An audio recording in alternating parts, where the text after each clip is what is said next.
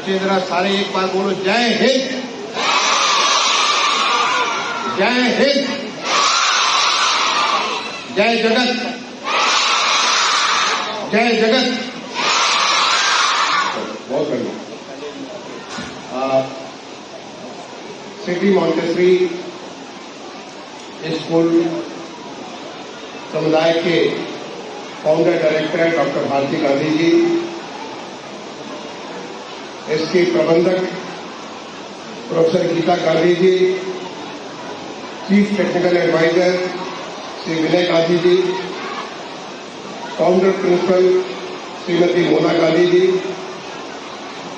और जो अभी इंटरनेशनल चिल्ड्रन फिल्म फेस्टिवल चल रहा है उसके director mister R K. Singh ji,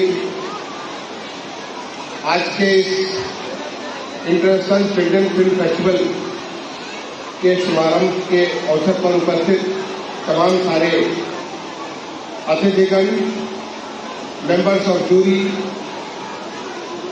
और प्यारे बच्चों, सबसे पहले तो मैं आज मिस कर रहा हूं डॉक्टर जगदीश गांधी जी को। पहले बार आपके विद्यालय में मैं पहुंचा हूं जब वो नहीं है। मैं 1990 से इस विद्यालय के साथ कैसे के रूप में जुड़ा रहा। पहले बार उनको यहाँ पे उनकी कमी महसूस हो रही है। मैं उनको अपनी विनम्र श्रद्धांजलि अर्पित करना चाहता हूँ। डॉक्टर जगदीश गांधी एक व्यक्ति नहीं बल्कि एक व्यक्तित्व थे। मैंने वहां से उनको देखा जब एक छोटा सा शुभारंभ उन्होंने किया और आज इतना बड़ा वटवृक्ष पैदा करके लखनऊ में शिक्षा के जगत में क्या पूरे देश में शिक्षा के बारे में एक नए स्तर का उन्होंने शुभारंभ किया। मैं उनके प्रति अपनी विनम्र श्रद्धांजलि अर्पित करता हूं। मैं धन्यवाद देना चाहूंगा भारती जी का, जो उन्होंने उनके साथ कदम से कदम मिलाकर के इस विद्यालय को सिंचित किया, पल्लवित किया और आगे बढ़ाया। और अब गीता जी जब उसको लेकर के आगे बढ़ रही हैं, उनको और विनय जी को भी मैं अपनी तरफ से शुभकामनाएं देता हूं कि जिस आधारशिला को रखा उन्होंने जगदीश गांधी जी ने, उस आधारशिला को मजबूती प्रदान करने के लिए आप भगवान आपको ताकत प्रदान करें। मैं धन्यवाद देना चाहूंगा कि आज आपने मुझे इस एक सप्ताह के अंतर्राष्ट्रीय बाल फिल्म फेस्टिवल, इसके अवसर पर मुझे आपने यहाँ पे आप सबके बीच बुलाया है, मेरा सम्मान किया है। और मुझे तमाम सारे हस्तियों से, जैसे काला जी हैं और तमाम सारी यहाँ पे भी मुझे नजर नहीं आ रही है, फिल्म की हस्तियां, राष्ट्रीय अंतर्राष्ट्रीय स्तर के उन सबसे मुलाकात का मुझे मौका प्रदान किया। बच्चों, फिल्म हमारे जीवन में बहुत कुछ सीखने का मौका देती है, अच्छा भी और बुरा भी। और जिस भाव से जगदीश गांधी जी ने शुभारंभ किया इस अंतर्राष्ट्रीय चिल्ड्रन फिल्म फेस्टिवल का, जिससे कि जो उसके दुष्प्रभाव है फिल्मों के, जो तमाम सारे कॉमर्शियल फिल्मों में मिलते हैं, उस दुष्प्रभाव से हम कैसे बच सकते हैं और अच्छे संस्कार, अच्छे भाव, अच्छी शिक्षा हम कैसे इन फिल्मों के माध्यम से दे सकते हैं, उसका ये 13वां अध्याय एक सप्ताह के लिए प्रारंभ हो रहा है आज के दिन से। इस बात के लिए मैं उन्हें साधुवाद दूंगा, उन्हें धन्यवाद दूंगा कि उन्होंने केवल अपने विद्यालय समूह का नहीं सोचा, बल्कि उन्होंने आसपास के जितने सारे स्कूल हैं, प्राइवेट स्कूल, सरकारी स्कूल, उन सबको ये मौका दिया कि वो आए और अंतर्राष्ट्रीय स्तर से दुनिया भर की जो तमाम फिल्में आज यहाँ पे 91 देशों की 501 फिल्में अगले 7 दिन के भीतर दिखाई जाएगी, उसका उन्हें मौका मिलेगा। और उन तमाम फिल्मों के जैसे उदाहरण के लिए आपने अभी एक स्पेनिश फिल्म देखी, ये बार्सिलोना में बनी फिल्म। बार्सिलोना का आपने नाम सुना होगा, बार्सिलोना ओलंपिक का नाम सुना होगा। बार्सिलोना की बनी ये फिल्म हमें एक संस्कार देती है, जो हमें बहुत सारे कम्युनिकेशन गैप हो जाता है, जो हमें किसी बात को सुन करके उसका गलत अर्थ निकाल लेते हैं और उसकी वजह से हमें जीवन में बहुत सारी चीजें हम लोग मिस करना प्रारंभ करते हैं। कैसे एक छोटी सी बात को आप अपने दिल से लगा करके उससे उसकी बड़ी संभावनाओं से अपने आप को दूर कर लेते हैं, इसके बारे में आपको इस फिल्म के माध्यम से जानकारी मिली। ऐसे जो तमाम सारी फिल्में हैं, उन फिल्मों के माध्यम से बच्चों में अच्छे संस्कार, अच्छे भाव, अच्छी शिक्षा मिलेगी। बच्चों, मैं आपको बताना चाहता हूं, कल हमारे देश के एक बड़े व्यक्तित्व का जन्मदिन था, 14 अप्रैल। बाबा भीमराव अम्बेडकर, आपने नाम सुना होगा। संविधान के जो फाइनल ड्राफ्टिंग कमेटी थी उसके अध्यक्ष, जिनको गरीबों का मसीहा कहते हैं, जिसे दलितों वंचितों का मसीहा कहते हैं। कल का दिन मैंने 40 ऐसे बच्चों के साथ करीब शाम का अपना 3.5 घंटा गुजारा, ऐसे बच्चों के साथ जो कि जब सड़कों में आप जाते हैं तो वहां पे भीख मांगते हुए मिलते हैं। ऐसे बच्चे जो कि आपको कहीं कोई गुब्बारा बेच रहा है, कोई कुछ बेच रहा है, वो अभिशप्त है इस प्रकार की जिंदगी जीने के लिए। लेकिन भारत सरकार की एक योजना और जिसका नाम है support for marginalised individuals for livelihood and enterprise, support for marginalised individuals for livelihood and enterprise, यानी स्माइल योजना के तहत ऐसे बच्चों का चिन्हीकरण किया गया। नगर निगम लखनऊ के माध्यम से 500 बच्चे चिन्हितकरण किए गए और उन बच्चों को आज स्कूलों में शिक्षा दी जा रही है।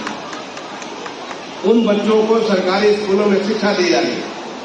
उन बच्चों के माँ बाप को उनको लाइवलीहुड के साथ उनकी जो हुनर है या उनको जो सीख सकते हैं, जिसके माध्यम से अब उनको भीख मांगने की जरूरत नहीं पड़ेगी, अब वो खुद अपने पांवों पे खड़े होंगे, ऐसी उनको शिक्षा दी जा रही है। और ये काम कर रही है हमारे यहाँ एक शैक्षिक संस्था जिसका नाम है उम्मीद, उनके माध्यम से इस शिक्षा को उन तक पहुंचाया जा रहा है। मैंने कल इन बच्चों को लेकर के, ऐसे 40 बच्चों को लेकर जलेश्वर मिश्रा पार्क में एक 5D मोशन चेयर बना हुआ है, ताकि बच्चों को दिखे कि टेक्नोलॉजी के माध्यम से कैसे आप एक नया अनुभव ले सकते हैं। उसके बाद उन बच्चों को लेकर जलेश्वर मिश्रा पार्क में घूमने के अलावा कल मैं यूपी दर्शन पार्क लेके गया। आप में से कितने बच्चे हैं जो यूपी दर्शन पार्क देख चुके हैं? हाथ खड़ा करेंगे, हाथ खड़ा करेंगे बच्चे जो यूपी दर्शन पार्क देख चुके हैं। अभी थोड़े बच्चे देख चुके हैं। मैं आप सारे बच्चों से कहूंगा कि अपने मम्मी पापा से कहिए कि वो जाएं, आपको लेकर के यूपी दर्शन पार्क जाएं। यूपी के जितनी सारी मॉन्यूमेंट्स हैं एक साथ यूपी के नक्शे ऊपर, और किस चीज से बना है? कबाड़ से बना है।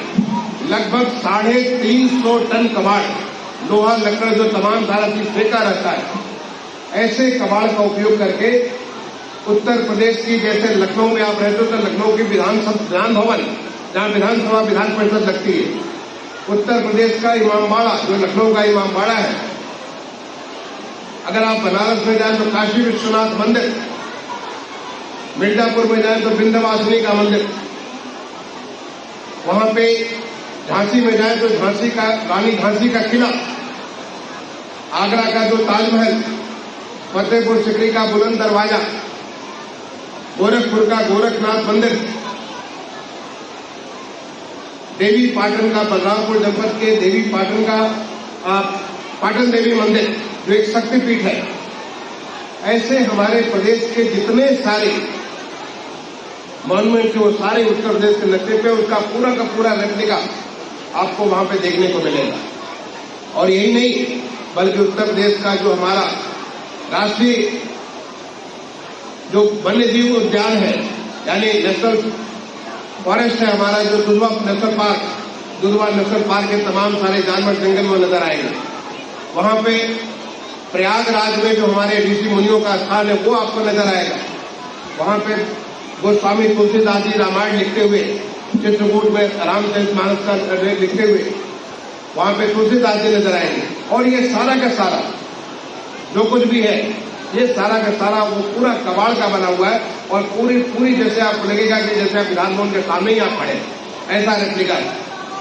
इन बच्चों के साथ में कल उनका गाइड बनकर उन बच्चों को मैं उनको अच्छे से एक एक चीज के बारे में उन्हें समझाया।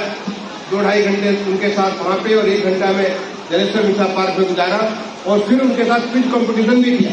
बच्चों को इनाम भी मैंने दिया कि जैसे बच्चे सीखें, क्योंकि मुझे ऐसा लगता है कि बच्चों में आप कुछ भी बना सकते हो। वो बिल्कुल वो ऐसे बीज हैं जिनसे आप वटवृक्ष बना सकते हो।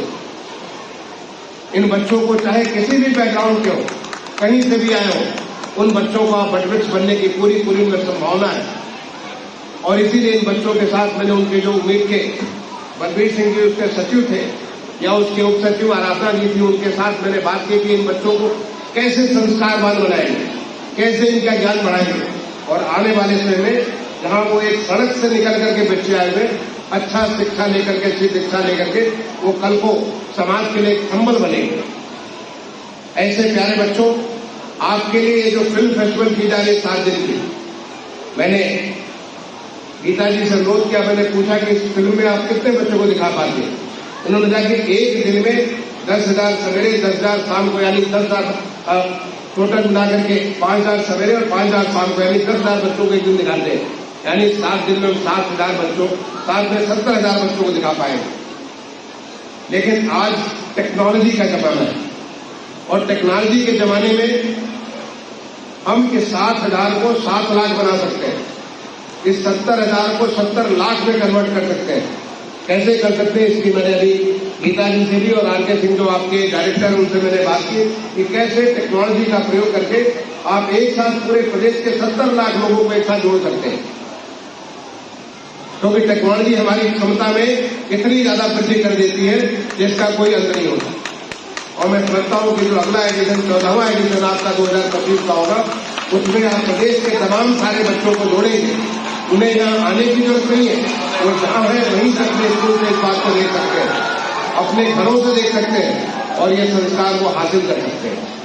क्योंकि हमारा देश, हमारी संस्कृति, जैसे कि हमारे जगदीश गांधी जी बात करते थे जय जगत, यानी दुनिया का जय हो, तो हमारी संस्कृति तो है वसुधैव कुटुंबकम, यानी पूरी वसुधा एक परिवार के रूप में, सारी दुनिया के लोग एक भाई एक परिवार के लोग हैं।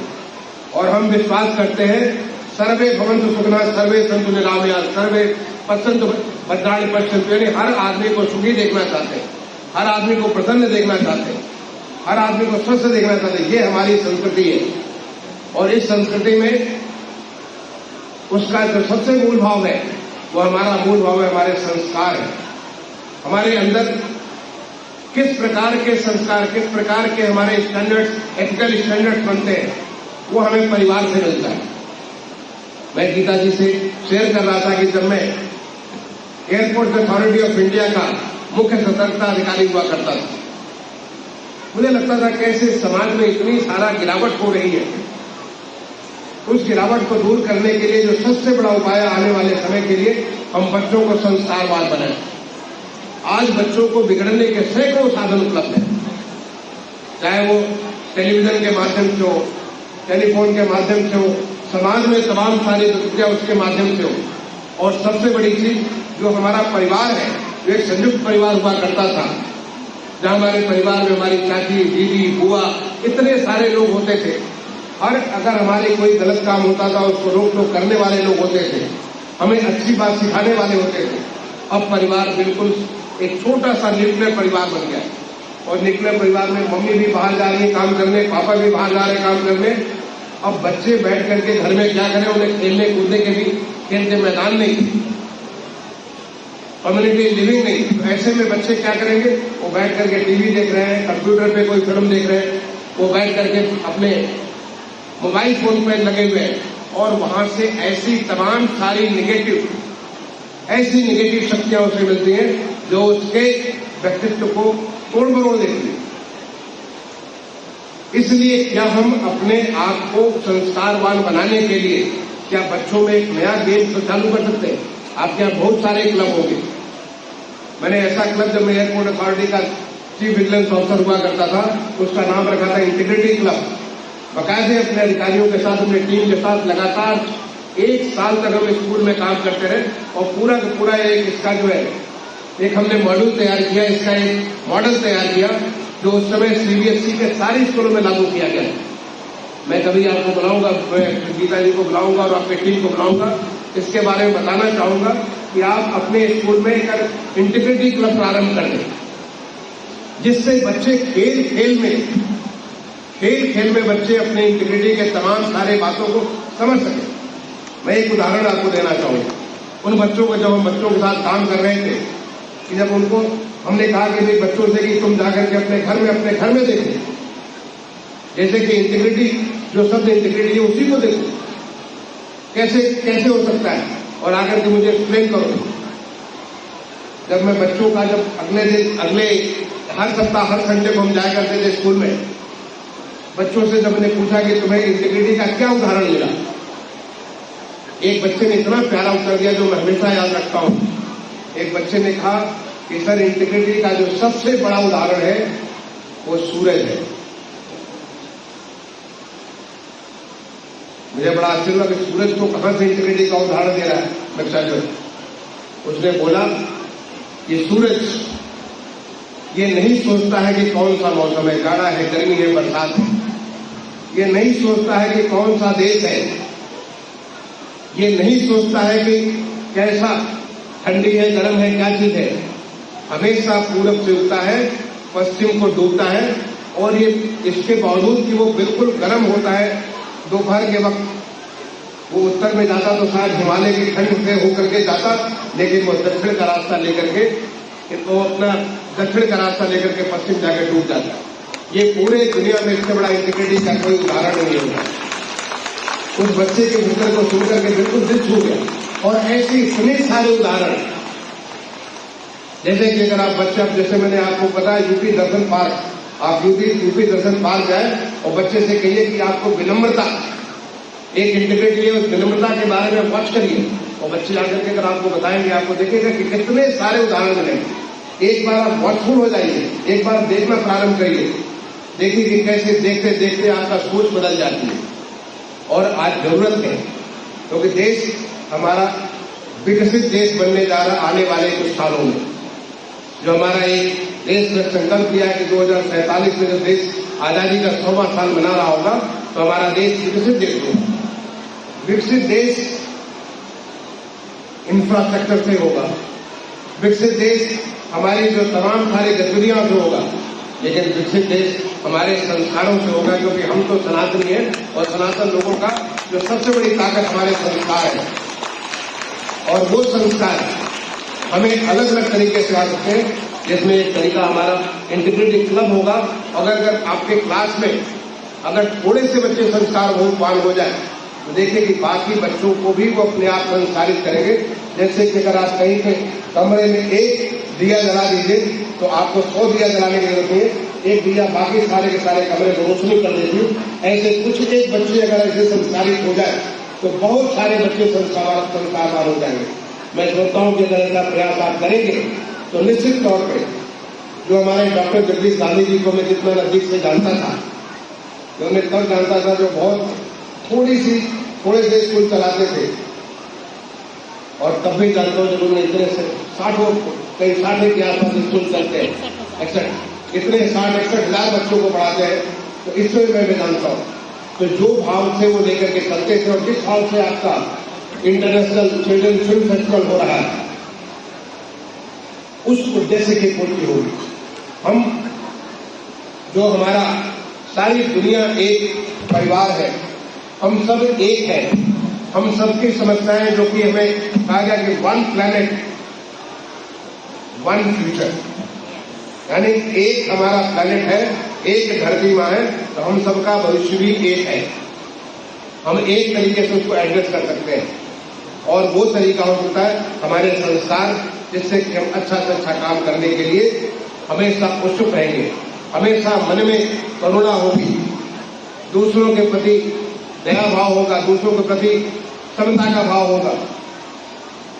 हमारे मन के अंदर से जो अहंकार या अन्य जो हमारी जो विकृतियां, वो सारी विकृतियां दूर होगी और हम एक अच्छे इंसान होंगे। और वही भाव से आपका ये फिल्म फेस्टिवल मनाया जा रहा है। मैं आपके फिल्म फेस्टिवल में जो आपने मुझे बुलाया, इतने सारे विभूतियों से मेरी मुलाकात कराई, इसके लिए मैं आपको बहुत बहुत धन्यवाद देता हूं और ये शुभकामनाएं देता हूं कि आपका ये 7 दिन का पर्व, जो कि हमारे बहुत बड़े पर्व के साथ जुड़ा हुआ है, वो पर्व हमारा नवरात्र का, ये पर्व है हमारा शक्ति की उपासना का, ये पर्व है हमको ताकत देने का। ये हमारे बच्चों को ताकत देगा ताकि ये विकसित भारत के शक्ति पुंज बनेंगे और इसके लिए ये संसार इनसे लेकर के जाएंगे। मैं आप सारे बच्चों को, अभी हाल में ही हमारा जो 2081 का विक्रमी संवत, जो हमारा अपना खुद का कैलेंडर है, वो शुभारंभ हुआ, मैं उसकी भी शुभकामनाएं आपको देता हूं। आप सबको नवरात्रि की शुभकामनाएं देता हूं। मां का आशीर्वाद सब पर बने रहे, आपका विद्यालय इसी प्रकार अच्छा करता रहे। बहुत बहुत शुभकामनाएं। धन्यवाद। जय हिंद, जय भारत।